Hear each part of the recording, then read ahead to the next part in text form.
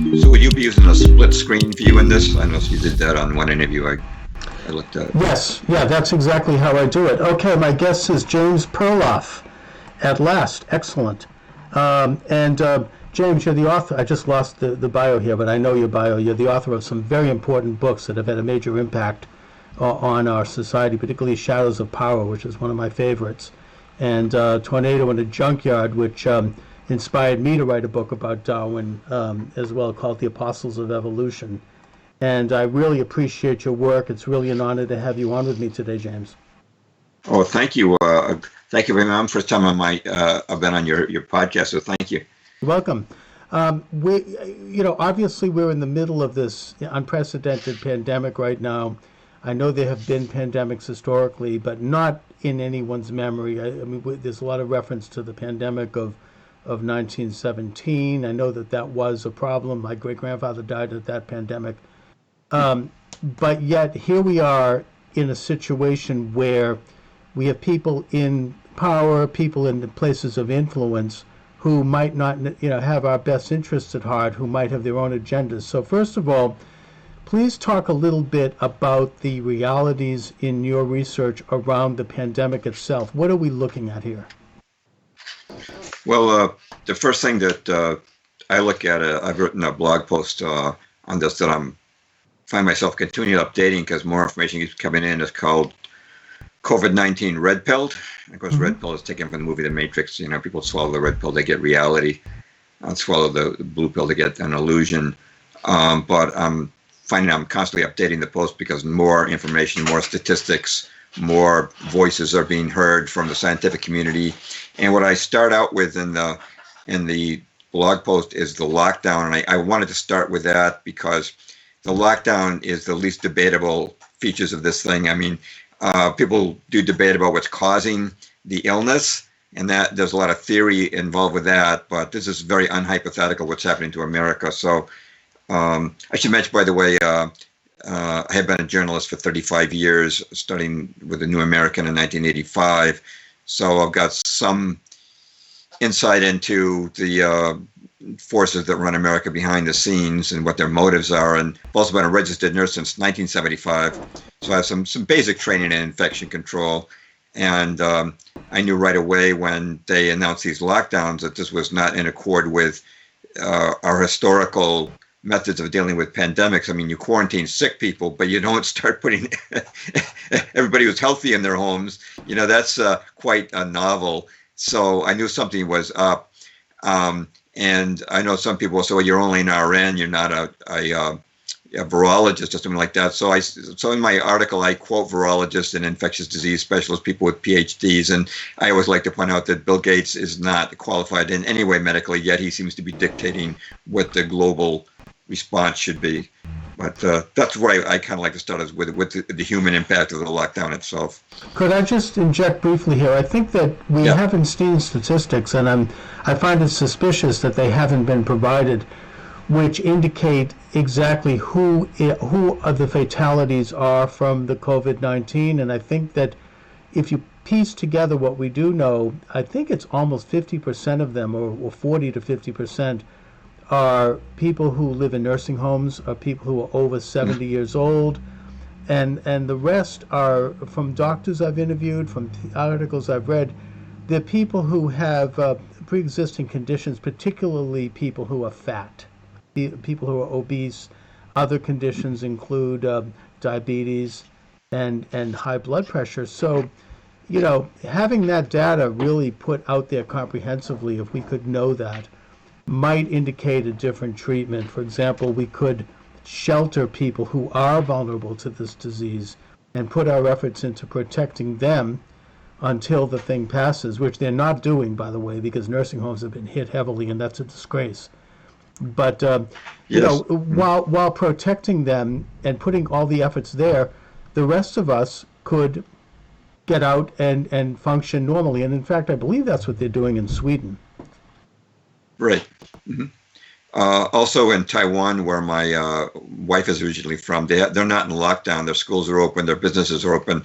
And I saw a stat yesterday that their death rate is 0.3 people per million. So they're not having a problem They don't need a lockdown in Taiwan, and they're of course not that far from China. But just to back up what you were saying, one of the experts I quote, we're talking about the disease coming from other sources.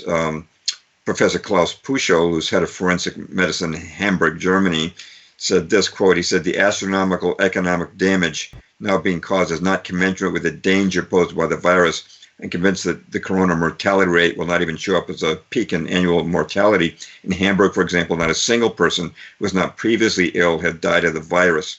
All those we have examined so far had cancer, a chronic lung disease, were heavy smokers, or as you mentioned, Charles, severely obese, suffered from diabetes, or had cardiovascular disease. The virus was the straw that broke the camel's back, so to speak. COVID-19 is a fatal disease only in exceptional cases, but in most cases is a predominantly harmless infection," end quote.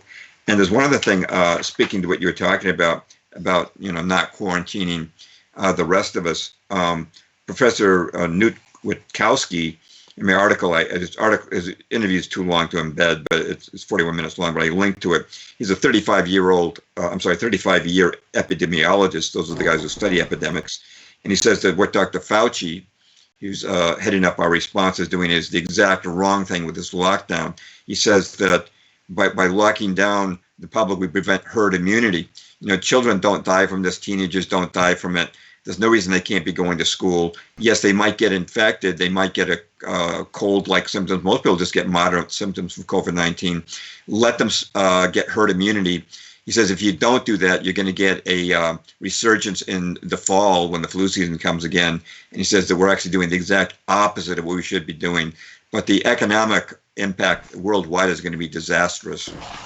Absolutely. And that gets to possibly the origins of the virus itself. Do you have any data on that, James? Well, yeah, we're a little ahead of where I was going to go, but there's several theories, and I concentrated on two of the major ones besides the mainstream media theory. The mainstream media theory is that this is a naturally occurring mutation of the coronavirus, which is a virus we've been studying in humans since the 1960s, which is a cause of the common cold. Mm-hmm. And SARS was a form of coronavirus. And they say it's a naturally occurring mutation, and it probably originated from people eating something like bat soup in the Wuhan seafood market. That's kind of the common mainstream story. But there's other views on this, and one is that this is a type of bioweapon. There's a lot of very respectable people who are saying this. One is, so I have to refer to my notes here because I don't have these quotes and names memorized, but Dr. Shiva Ayadari, who's got 4 degrees from MIT, including a PhD in biological engineering, he says that it's definitely a bioweapon. He says you can tell by the number of changes in the virus, which are too specific, too numerous, and which give it an affinity for a human infection, to believe this is just a naturally occurring phenomenon. I've got an 8-minute video there. He says this is actually what he calls a part of a deep state plan. But in addition to that, Professor Francis Boyle, who, according to his biography at Illinois College of Law, quote, drafted the U.S. domestic implementing legislation for the Biological Weapons Convention, known as the Biological Weapons Anti-Terrorism Act, that was approved unanimously by both houses of Congress, and signed into law by President George H.W. Bush, end quote. He's got an 8-minute video that I embed, and he talks about how there's peer-reviewed studies from Australia, France, and India, all confirming that this is not a naturally occurring virus. And one of those papers is from the Kazuma School of Biological Sciences in New Delhi, which states, quote, we found 4 insertions of the spike glycoprotein, which are unique to what they call the COVID-19 virus, and are not present in other coronaviruses. And they call these characteristics uncanny and unlikely to be fortuitous, meaning unlikely to be come about by chance. Now, the paper is marked withdrawn, but I want to quote the Nobel Prize winner, Luc Montagna. He won the Nobel Prize for co-discovering the HIV virus. He said on TV, in French TV, it's definitely a bioengineered weapon. And he says that the Indian researchers were, quote, forced to withdraw their findings as pressure from the mainstream was too great, end quote. And then Dr. Rashid Buttar, who I really like, another podcast host mentioned him to me, and he's a experienced surgeon, former U.S. military, and he is very outspoken and heartfelt, and I really like this guy a lot.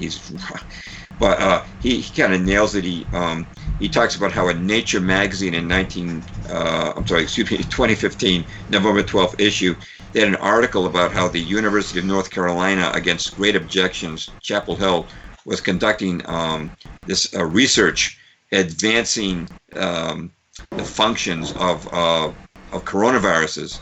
And this is dangerous research, that they were making them have greater affinity for human cells. And just to quote Nature's put a disclaimer on this, saying this is not the cause of COVID-19. But Dr. Buttar says, just read the article for what it says. It says, quote, an experiment that created a hybrid version of bat coronavirus, one related to the virus that causes SARS, has triggered renewed debate over whether engineering lab variants of viruses with possible pandemic potential is worth the risks. Now they talk about how they got a specimen of SARS from Fort Detrick, where we have our biochemical weapons stock, and then they go on to say, quote, again, it's from Nature magazine, but other virologists question whether the information gleaned from the experiment justifies the potential risk. Although the extent of any risk is difficult to assess, Simon Wayne Hobson, a virologist at the Pasteur Institute, points out that the research has created a novel virus that grows remarkably well in human cells. If the virus escaped, nobody could project the trajectory, he says. That's from Nature magazine. Now, the magazine also talks about the fact that the U.S. government actually banned this type of research of developing these viruses. And but an exception was made for this Chapel Hill, North Carolina experiment by the NIH, which was run by Dr. Fauci. Mm-hmm. And so Robert F. Kennedy Jr., the nephew of President John F. Kennedy, is taking this up on social media, and he writes, quote, media darling Anthony Fauci, who funded the risky lab experiment to create a novel coronavirus from Chinese bats, now joins the official narrative that the pandemic began in China.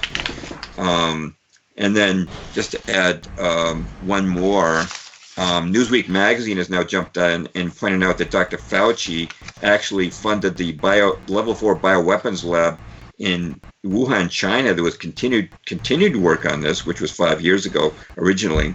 This is the quoting Newsweek, April 29th, just within the past week. It says, quote, just last year, the National Institute for Allergy and Infectious Diseases, the organization led by Dr. Fauci, funded scientists at the Wuhan Institute of Virology and other institutions for work on gain-of-function research on bat coronaviruses.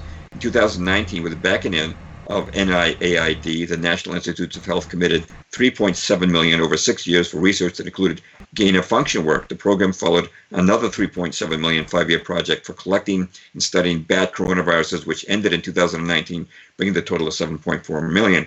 Many scientists have criticized gain-of-function research, which involves manipulating viruses in the lab to explore their potential for infecting humans, because it creates a risk of starting a pandemic from accidental release, end quote Newsweek, which goes on to say that Dr. Fauci would not answer their inquiries or declined to answer their inquiries about this. So that's one view, that this is a bioweapon. I think that there's some reasonable PhDs and quotes in there and evidence that points towards this. And also, I think it's come out that Dr. Fauci has somewhat of a checkered past, going back to his heading up a committee that was investigating the AIDS epidemic in the 1980s, where he spearheaded the introduction of this AZT drug, which ended up killing more people with AIDS than the AIDS disease itself. And yet here we are with him being promoted as the authoritative figure in this pandemic response, and he has the president's ear. And yet we have, and the scenario, which we don't know, it could be very, very serious if it is a manufactured virus. But whether or not it is, what we have is a digest of panicky, shrill-sounding news with massive projections of terrifying figures and images. And I think that I take a very suspicious eye to all of that, because as you've talked about, the politics of panic is such that it creates an atmosphere and a groundwork for some very, very serious and possibly damaging changes to our constitutional system, and opens up the door for our many of us, not you and I, but a lot of people, being willing to surrender assumed liberties in exchange for alleged safety. So, talk a bit, James, if you will, about the panic atmosphere that we're now confronting around the virus. Yeah, well, there's the panic, how they've created it, and then there's the impact of the panic, which is the lockdown. But what I found, the way I kind of break it down, there's three basic ways that they're exaggerating the numbers of deaths from the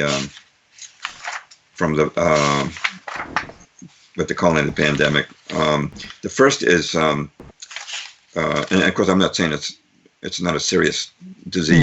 Right. There are Right, people it who is. definitely have died from it. I've talked to, I have a good friend who's a very red-pilled doctor, works at a major hospital, and she confirmed to me, yes, they have ICU patients with COVID-19, no question about it, and that it can be fatal. Oh, it's a terrible Although disease. they're in good. She's having very good results with chloroquine, Mhm. which many of the doctors have affirmed in the media.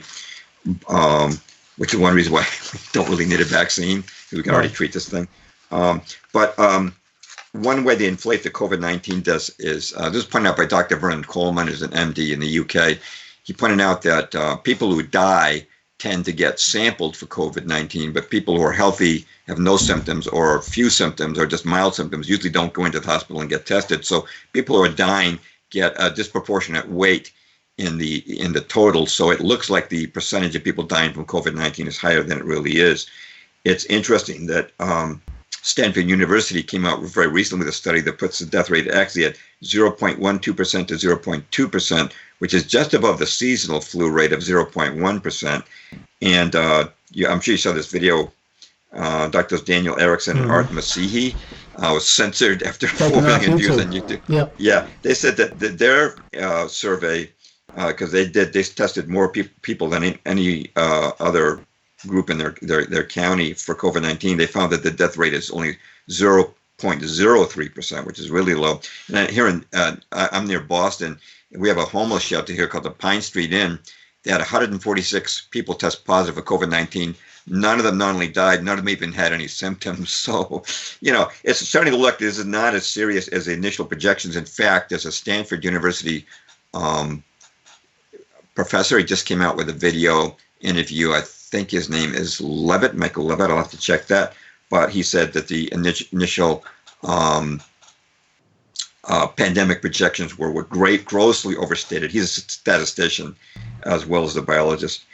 And so that's one way is this. Oh, by the way, Dr. Fauci himself, it's interesting, wrote an article which he co-wrote with Robert Redfield of the CDC and H. Clifford Lane, MD, in the New England Journal of Medicine, March the 26th of this year. It's called COVID-19 Navigating the Uncharted. He actually agrees that this could be not much worse than a seasonal flu. Here's what he and his colleagues wrote, quote, patients had a wide spectrum of disease severity. If one assumes that the number of asymptomatic or minimally symptomatic cases is several times the size of the number of reported cases, the case fatality rate may be considerably lower than 1%. This suggests that the overall clinical consequences of COVID-19 may be ultimately more akin to those of a severe seasonal influenza, which has a case fatality rate of approximately 0.1%. End quote. Again, that's Dr. Fauci and his colleagues in the New England Journal of Medicine. Another way that they are inflating these is, I think you already mentioned, is that they take people who died from something else and call it COVID-19. Italy had reported a 10% death, approximately 10% death rate, but now the Italian government has clarified that 99% of those reported as COVID-19 deaths actually had some other morbidity. They had the lung disease, the diabetes, the obesity, the heart disease, the cancer, and that's what they're dying from. They said that only 1% were dying from COVID itself, and that really puts it, or less than 1%, in fact. And it's actually, I just saw this today on Twitter. I've got to add it to my article. It's a 4-minute video from the Italian parliament where a parliamentarian is quoting these numbers. And he's saying that we're being headed into a police state by this misrepresentation of the COVID deaths. So this is another way as they take people dying from something else. And I also linked to a video by the Illinois Director of Public Health. It's just a 1-minute video but she says that anybody who dies from any cause, if they had COVID-19, is counted as a COVID death. So that means when these headlines we see, the number of COVID-19 deaths on CNN and so forth, it's really exaggerating the extent of the problem. Well, there's one more, which is death certificates, but I know I've been talking for a while, so let me throw it back to you. No, even the CDC website has listed the numbers of deaths recorded as of May, I think 1st or 2nd, was 37,000, which is about half what the media is reporting, which is 65. Right. And I heard a woman in the hospital in Montana, she said she'd worked there for 20 years, kind of a whistleblower, who says that she's been instructed by the hospital, and she's been writing death certificates all her career, to put COVID-19 as a cause of death, even if someone hadn't been tested or if there was question. And she said there always is a little bit of a variable when they fill out a death certificate anyway, but it's very unusual to have that kind of a directive come down and say listed as COVID-19. The other thing I've heard is that in New York City, because of the events of 9/11, which is something I know you're researching, and I'm looking forward to hearing about that, but that destruction of the Twin Towers released this enormous toxic cloud that covered Lower Manhattan, parts of New Jersey, and Brooklyn for days, and that it seriously compromised people's respiratory condition, and that a lot of this may be very well why now, 20 years later, there is a very high death count in New York City, because people because it is a respiratory disease, and I think most of the people who die from COVID have respiratory problems. It gets into the lungs. So, if we had a genuinely dispassionate and honest examination of this thing, maybe we'd get a better handle on it, which brings me to my question for you, James. Why aren't we getting that kind of an honest reckoning of this disease so we can actually learn about it scientifically and then treat it properly? Well, I think it's because there's an agenda, by the forces behind the scenes. The fact that death certificates, as you were mentioning, the doctors are, Erickson and Massey talk about, they say that their doctors being pressured to write COVID-19 on death certificates. And Laura Ingraham had a great interview with Dr. Scott Jensen, who's from Minnesota, on she actually quoted the CDC's new guidelines for COVID-19. It says, quote, in cases where a definite diagnosis of COVID cannot be made but is suspected or likely, it is acceptable to report COVID-19 on a death certificate as probable or presumed. And Dr. Jensen was outraged by this. He said that the CDC's own guidelines on death certificates focus on what he calls precision and specificity. He also mentioned that hospitals get a $13,000 extra if they write a patient as having COVID-19. And the National Vital Statistics System, which is a branch of the CDC, says, quote, COVID-19 should be reported on the death certificate for all decedents with the disease caused or is assumed to have caused or contributed to death. And now, this past week, Project Veritas came out with a video. It has several New York funeral home directors in it, and they're all saying that people who don't have COVID-19 are being called COVID-19. And one of them, he said it's speculation, but he says he suspects that Mayor Bill de Blasio is getting more money from the federal government if these are called COVID-19. It's also happening overseas. I won't quote him here, but the Dr. John Lee, he's a pathologist, has a article in the Spectator on how doctors are being pressured to put COVID-19. And I found this on Twitter. This is a New York State, just a excerpt from a letter to the editor in a British newspaper. It says, "Sir, my mother died last week at a care home at the age of 98 when my brother registered death as expected. The cause given was frailty due to old age, but he's surprised to find that the doctor certifying that death had added presumed COVID-19, an inclusion that also shocked the home's manager. The day before her mother died, my brother was allowed to sit with her for an hour. His temperature was checked before he was admitted. There was no form of isolation, and none of the home staff were wearing personal protective equipment. If doctors are attributing all deaths in care homes to COVID-19, makes nonsense of any statistics and does great reputational damage to both individual care homes and to the care industry as a whole." And that's the end of the quote. And then my guy gives his name. It's from Christ Church in Dorset, England. So this is happening all over the place, and there's certainly clearly an agenda that's pushing doctors. I'm a registered nurse. We're supposed to be honest. We're supposed to be objective and scientific. We're not supposed to make presumptions and put down information that's incorrect. We're supposed to be very precise. Right, and not to mention one of the negative byproducts of this is that there are hospitals around the country that are facing bankruptcy and that are laying people off because they've been cleared only to deal with COVID-19. And there are very few cases in certain states, like, for example, Oregon, which has had only a handful of cases, but which a governor has just declared that the state will be shut down until July.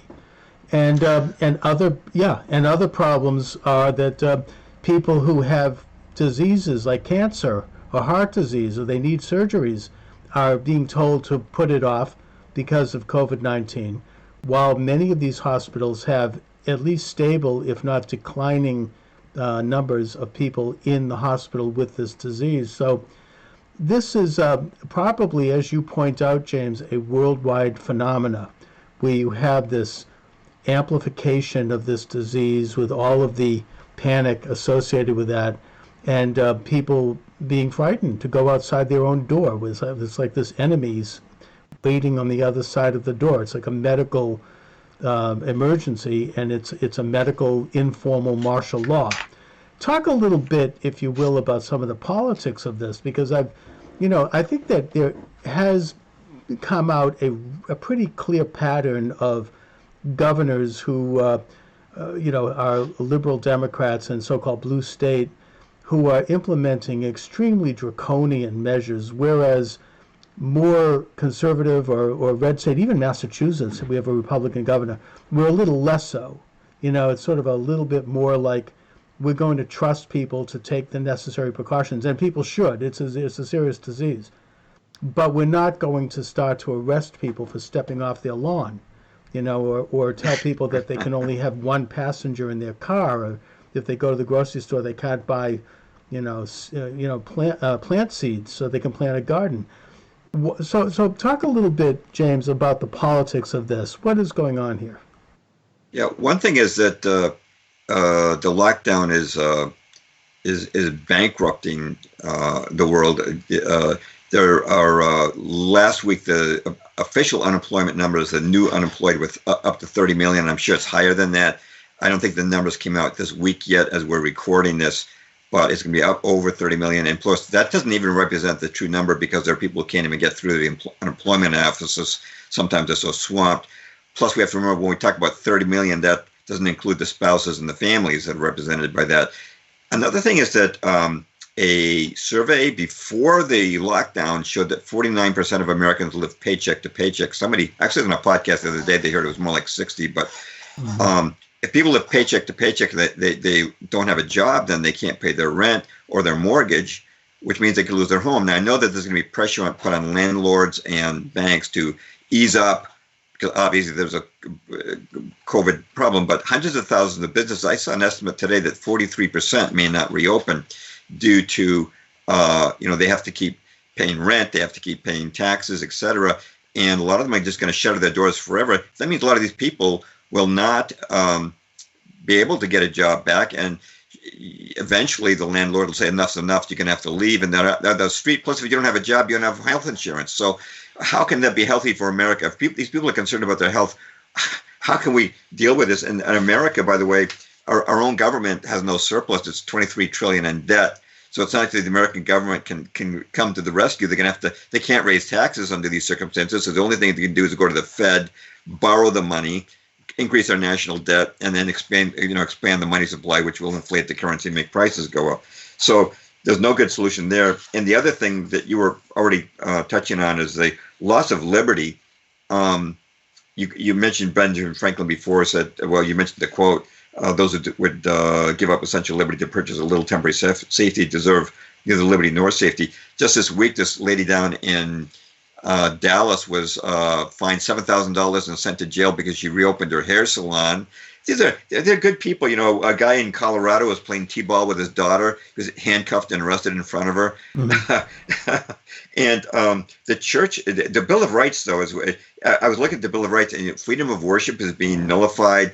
This is the first time, I think, in world history since Constantine legalized Christianity in the 4th century that the entire world has not been allowed to celebrate Easter, right, except for a few countries where they make exceptions. But in Greenville, Mississippi, there was a Afro-American pastor named Charles Hamilton. He did a pretty viral video. He announced he was going to have a drive-up service, and it's my understanding the drive-up service for Easter was going to observe social distancing, be just cars, people driving by cars.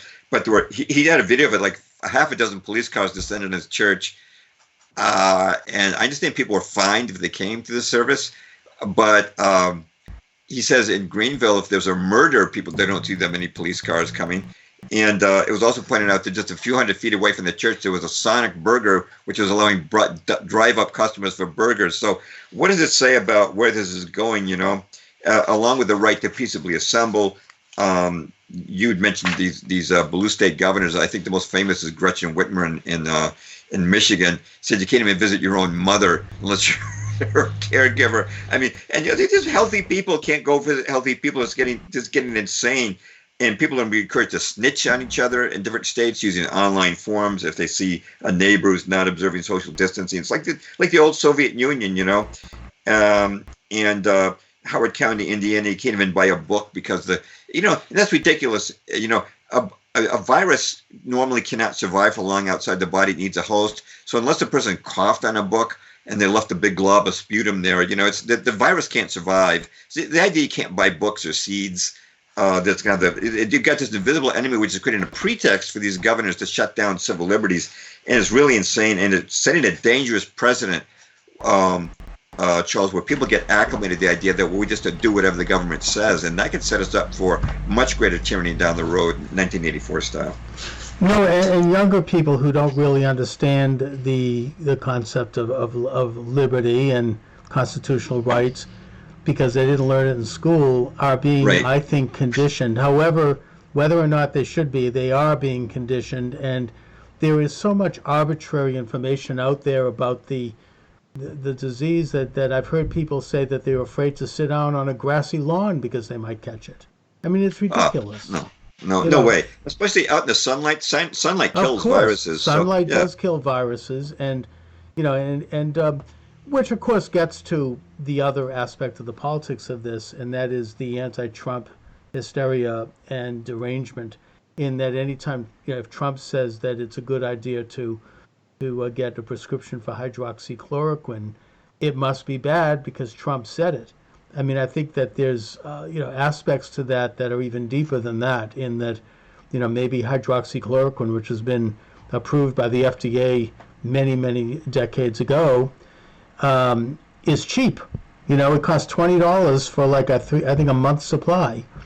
And, so there might be a little bit of a financial incentive of keeping that, discredited because, there are more expensive. Big drug companies want to make a buck off this and come out with something that's going to be more profitable. I mean, I don't know that, but it does seem suspicious to me. And when Trump mentions sunlight does kill the virus, then suddenly that's just another example of he's being crazy and this whole movement to discredit him. When in fact, I generally find that most of the time when Trump says something, it turns out to be true. Yeah, and by the way, hydroxychloroquine, I should mention that in 2005, the Journal of Virology, which is the official journal of the NIH, which is Fauci's agency, ran an article which showed that chloroquine was extremely effective in both treating and preventing SARS, which is a variation. The virus is 79% similar, as I understand, genetically to COVID-19. So Fauci would have known that, yet he keeps pushing the lockdown and the need for a vaccine, which we obviously don't need a vaccine. Fauci should be out of there. So much corruption. I understand there was a criminal investigation ongoing with him that was killed by James Comey of the FBI. So this guy should be out of there. A long record of corruption. And Dr. Judy Moscowitz, who clashed with Fauci, and she discovered that the virus that was causing chronic fatigue syndrome was being caused by contaminated blood supply, blood transfusions, and vaccines. Her work was crushed by Fauci. Her computers were confiscated. But she's out now. She was in jail for a while. She's out now. Her book has gone viral. It's out of print already on Amazon. But she's being very outspoken, and she's getting a lot of deserved attention and exposing Dr. Fauci's past corruption. This guy should definitely be out of there. And what's her name again? Dr. Judy Moscowitz. It's okay. Mikovits. And she's been on with Dr. Buttar. She's been doing interviews. And I'm on Twitter. I follow some informed people, and they link to interviews and work that she's done. And her book is called Plague of Corruption. Again, sold out on Amazon, rated number 2 in virology on Amazon. Getting a lot of favorable attention. And I hope that there's going to be a sea change, and that we're going to see these people who are pushing the wrong treatments and the wrong remedies for this pandemic, if it is can even really be called that. To be relieved of their duties so we can proceed on a sensible course and save our nation before this lockdown really wrecks it. I think that is coming no matter what the government does, because Americans are not going to tolerate this that much longer. As the weather gets warmer, people are going to want to go out. They're going to want to go to the beach. They're going to want to go to parks. It's already happening all over the country, all over the world. And already, as of Monday, I think it's something like more than half of the states, I think it's about 32 states, have begun to ease up on restrictions. So that tells me that maybe next week, maybe it might take 2 weeks, we're going to find out whether or not there's going to be an uptick in infections. And my sense is that there won't be, because the weather is getting warmer, and that's going to help that. And once it becomes obvious that that isn't happening, and that in fact infections are going down, they're not going to be able to keep this thing going, and it's going to be over. That's my optimistic projection.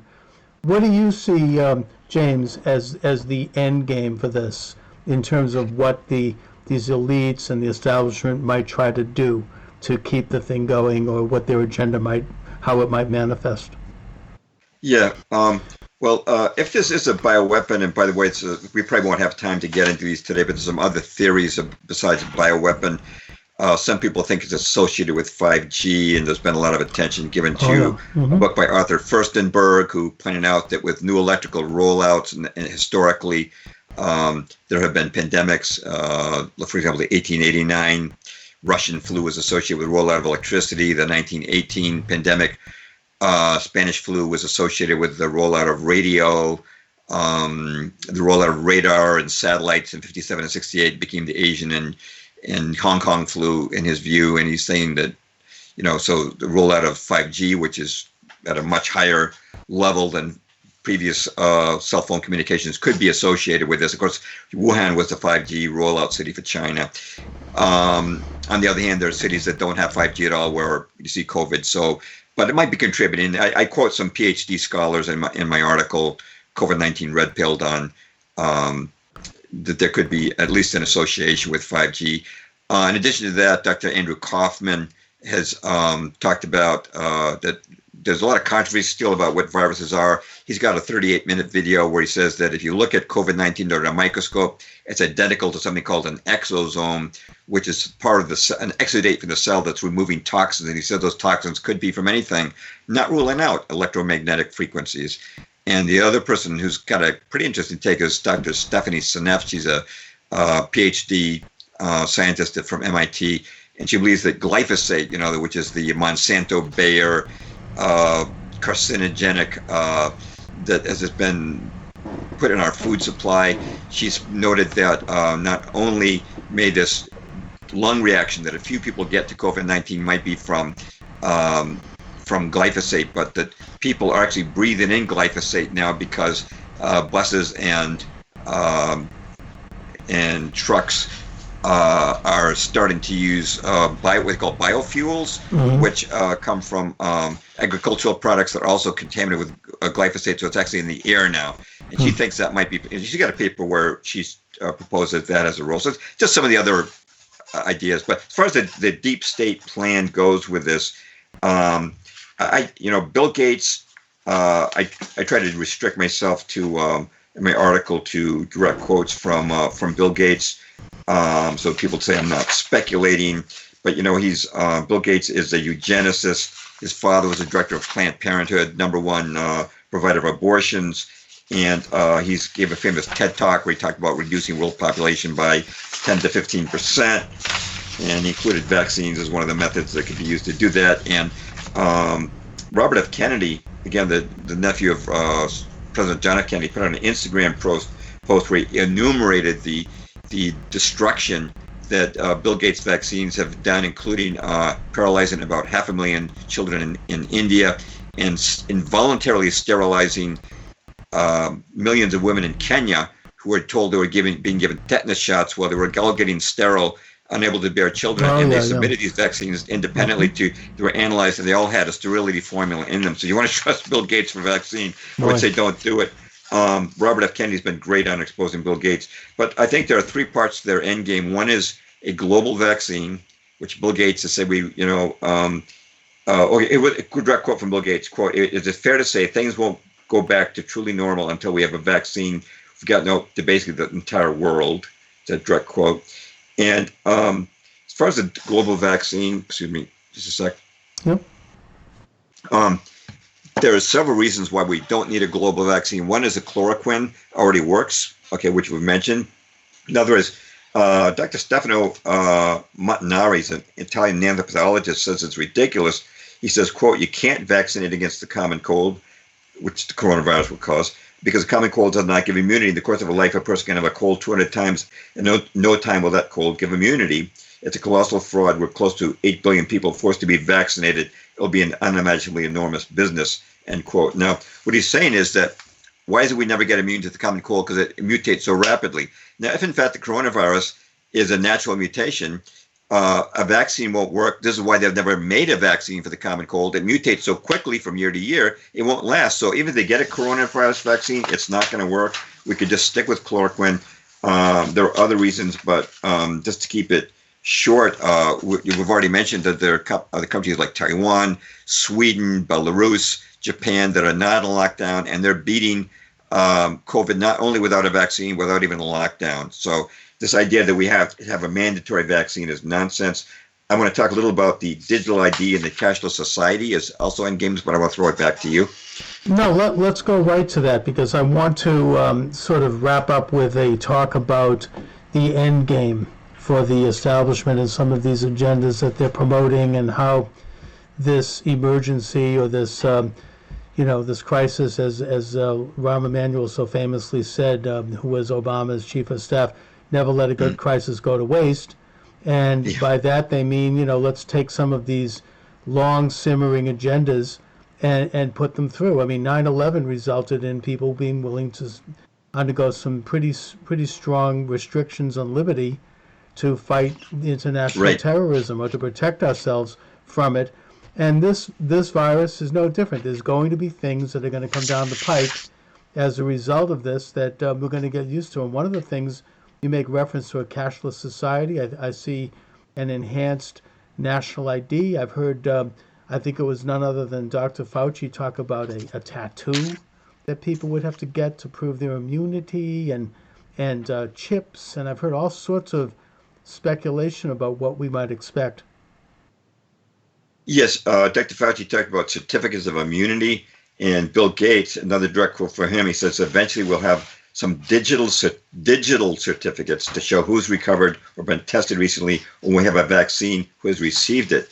Now, the digital tattoo, when I first heard about that, I thought maybe that's just what they would call a conspiracy theory, but then I found that actually it's happening, it's being developed, and this is a quote from Rice University's Department of Bioengineering, quote, Kevin McHugh, an assistant professor of bioengineering at Rice since the summer and a team at his previous institution, MIT, report in a cover story in Science Translational Medicine on the development of quantum dot tags that fluoresce with information after they're injected as part of a vaccination.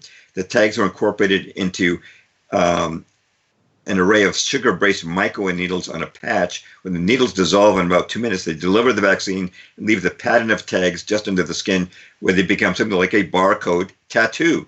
Instead of ink, this highly specific medical record consists of copper-based quantum dots embedded in biocompatible micron-scale capsules. Their near-infrared dye is invisible, but the pattern they set can be read and interpreted by a customized smartphone. The Bill and Melinda Gates Foundation came to us and said, hey, we have a real problem knowing who's been vaccinated, said McHugh, who was recruited to join Rice with funding for the Cancer Prevention and Research Institute of Texas.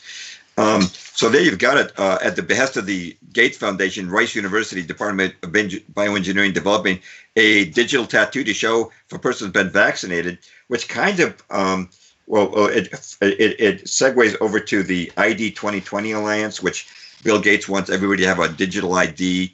And if you go to the website for the ID 2020 Alliance, which wants this universal digital ID, which I imagine would be a microchip, they've got the Microsoft logo right there on their homepage. And what I'm thinking is that because this social distancing and lockdown is preventing herd immunity, come the next flu season, we might see a comeback of COVID-19. Maybe 5G will be turned on and even enhance it. And then they'll say, we've got to have another lockdown. Of course, the American people would say, we can't afford another lockdown. We can't survive it. So they'll say, no problem. Just get the vaccine. It's now been developed. And you just get, this digital tattoo. Then you can go out and work. And that really brings you to the to what the book of Revelation says about the mark of the beast, where it says that no one could buy or sell unless they've got the mark. I mean, that's really about as close as you can get in reality to that mark. But it also brings the digital society, cashless society. I was talking to someone who works on a military base, and he said that they won't accept cash because it could have COVID-19 on it. Wow. Again, pretty ridiculous. But this, you can see where this is headed. They're going to say that COVID-19 could be on cash or on a credit card. Therefore, you have to be chipped, and that way you can pay for everything with your. If you've got a digital tattoo, it'll be a small. It validates your vaccination. It'll be a small step to upgrade that to having your financial information, and then you won't be able to travel or buy or sell unless you've got government approval. That's kind of where I see this going, is mandatory vaccination, digital tattoo. Again, Rice University confirms they're developing it, and the cashless society. And that would be a real nightmare for mankind. They could really control you, especially when they got this 5G grid, these tens of thousands of satellites. We're going to be a total surveillance state. And if they chip us and can know where we're going, I mean, where does freedom? It's an end. Yeah, it's at an end. They'll know everywhere you go, essentially everything you say, everything you think, everything you look at, everything you do. It is the end of freedom, and it's if people think that this is far-fetched, I would simply point to the obvious fact that 2 months ago, before the pandemic really hit, it would have been unthinkable for anyone to think that we would be told to stay indoors and shelter for this long. Right. And yet here we are. We have laws saying you can't go outside unless you put a mask on. You've got and this is being accepted. I mean, I know that Massachusetts isn't necessarily the best example, but they just did a poll here where they said something like 85% of the people of this state were polled saying that they support keeping the state shut down. I mean, maybe that's because we tend to be a little bit more sheep-like here. I don't know. But the point I'm making is that what James is talking about here is not in any way implausible at all. It is a very prescient observation, and I think that it's something that unfortunately looks like it's coming down the pike. I mean, it's it's not going to be pretty. Yeah, and in my article, COVID-19 Red Pill, again, it's on my website, jamesperloff.com. It's Perloff. I try to really stay away from speculation. With COVID-19, there's unknown, so a certain degree of speculation is necessary, but I try to stick to the facts, to the known statistics, and where the statistics have been exaggerated. I'm quoting doctors and virologists and epidemiologists and infectious disease specialists, people who are quite qualified. And I just try to keep it on a very, very much fact-based, because I don't want people just to dismiss this as conspiracy theory. No, it's out there. It's we're definitely headed down a very dangerous path. No question about the lockdown's impact and its destruction of our civil liberties. I mean, the Bill of Rights, I didn't mention it, but even trial by jury, that's gone right now. Who knows when we'll start trial by jury again? I mean, we're being maybe they'll bring it back, but they're acclimating us to doing without it, and all of our liberties. It's just they call it boiling the frog. Gradually get people to accept the elimination of freedom in the name of safety. Absolutely, and I've done some programs recently, and we'll continue on how we can improve our own immune system, our own health, so that we don't have to take any of these things. I won't. I mean, I can't imagine it, but I know a lot of people will. Anyways, James Perloff, it's been an honor and a pleasure to have you on with me. I'd like you again to mention to my listeners and viewers where they can get your excellent books and articles. I'll post it on the YouTube station either way, but please let people know. Well, this is probably a pretty good time for people to learn about the geopolitical system that's running things behind the scenes. I have a couple of books out that are primers on what we call the New World Order. One is called Truth is a Lonely Warrior, and we talk about Council of Foreign Relations, the Federal Reserve, false flags leading us into war, media control. And we've got just 5 corporations running over 50%, 90% of the media right now. And we get into things like vaccines and even weather control, secret societies. And then I have a more recent book called 13 Pieces of the Jigsaw, which covers some history that I didn't cover in that book, as well as some more up-to-date things like the dangers of electromagnetic frequencies, some of the things going on with more recently in the Middle East. And those 2 books together can give people a pretty good background on the New World Order, its history. Shadows of Power, which came out in 1988, that kind of dates me, as a history of the Council of Foreign Relations, which has dictated American foreign policy for a long time. And my website, again, is jamesperloff.com, Perloff. I'm also on Twitter as James Perloff. Charles, I want to thank you very much for having me on the program. I really feel that, I've said this a number of times, but alt media is the last line of defense because there is consolidation. Now I've got a book, I can't quite reach it from where I am, but it's called America's 60 Families, published in 1937 by Ferdinand Lundberg, who was an eminent finance journalist of his day, published over 80 years ago, but he pointed out that even then the media was controlled. That we call the 60, the top richest 60 families owned almost all of the newspapers and radio stations. So there's always been matrix. There's always been a mainstream media control. And unfortunately, many people just spend their lives inside that matrix. It's only through alt media, such as your own, independent bloggers, that people can step outside that matrix, step outside this long-term agenda of a new world order, this actually very Luciferian, if you really look deep behind it. So thank you for having me on, and thank you for what you're doing. Thank you, James, and it's been a pleasure, and I'll talk to you soon. Okay, thanks so much. All right, James, I'll send you a link once it's up on YouTube. Okay, when do you think that might be? Probably later today. Yeah. Now, you're in Massachusetts. I'd actually forgotten that. Yep. Which town in Massachusetts are you in?